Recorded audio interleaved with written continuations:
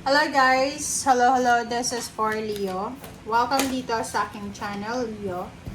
Number 29, this is para siyang Queen of Cups.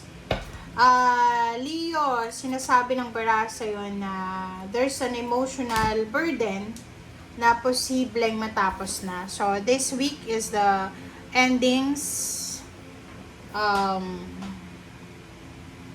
finish line na kung ano man ang mga emotional issues na pinagdadaanan. So, whatever man yan, nag-aaway ka ba? Sinasabi ng baraha na posibleng may matatapos na gulo. Okay?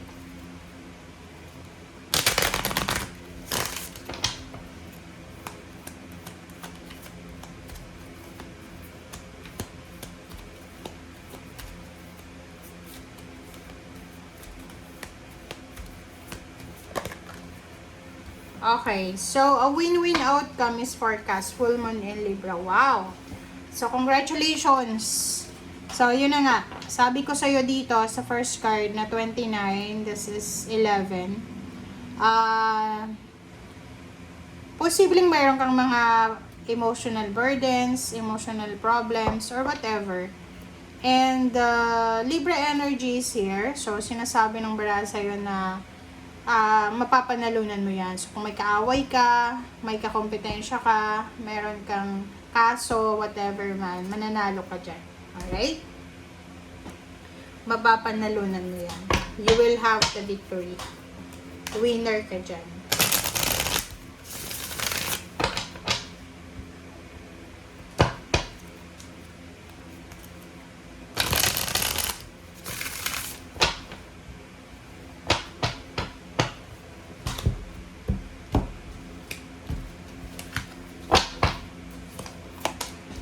Okay, first card natin is Queen of Wands.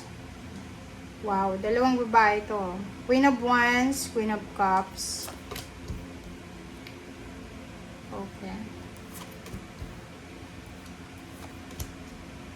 Okay, Leo.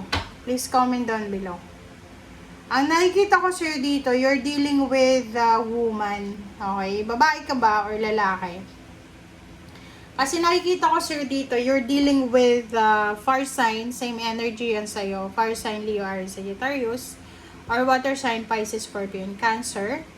Or any zodiac sign.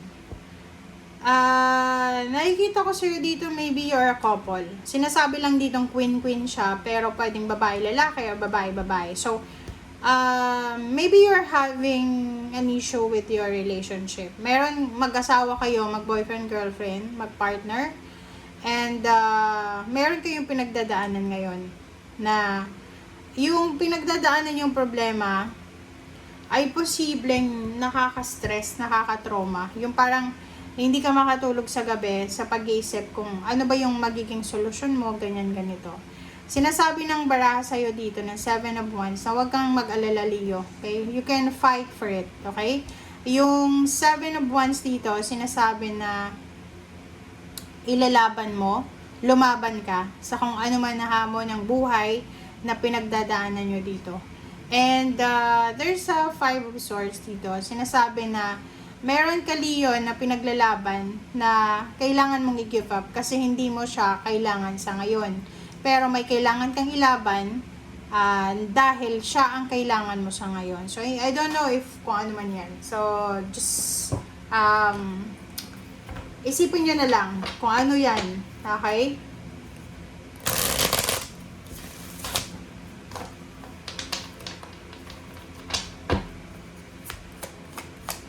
Okay, what's the Queen of Wands? This is freedom eh.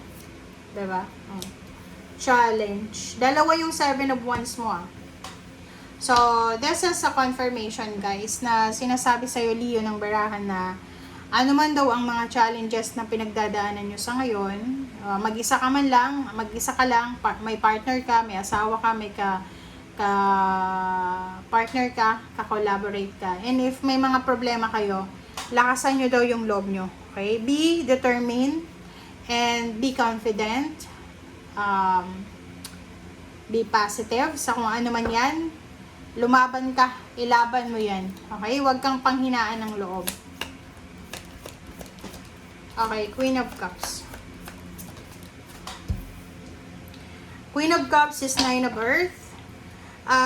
Nakikita ko sa'yo dito na there's a water sign energy.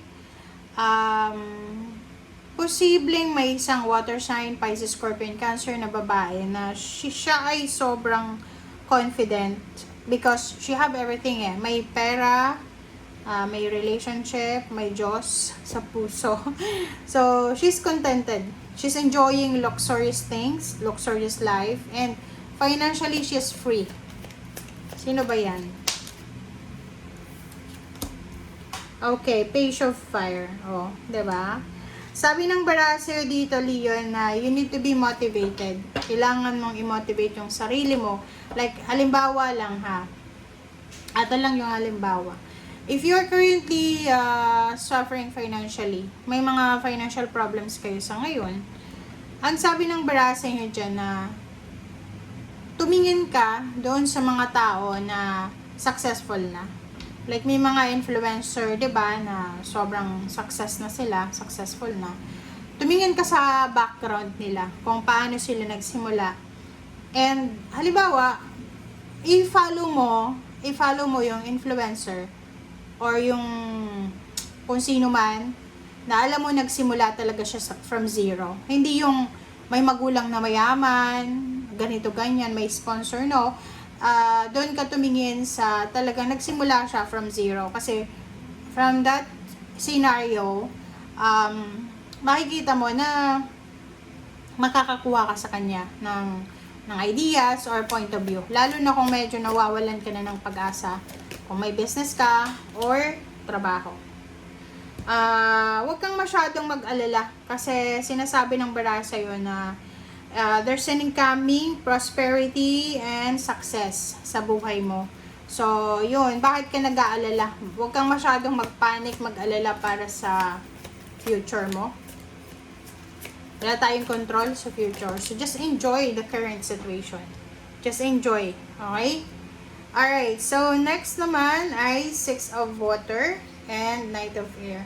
So, Leo, there's a news coming. Makakatanggap ka ng balita.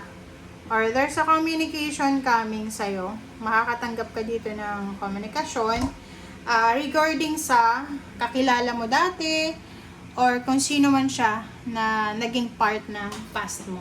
Okay? So, yun lang yung nakikita natin na message sa'yo ngayon. Basta sinasabi ng Baraseo na lumaban ka, ilaban mo lahat ng mga dapat ipaglaban sa buhay mo. Huwag kang huwag kang papatalo. Okay, thank you guys. Bye!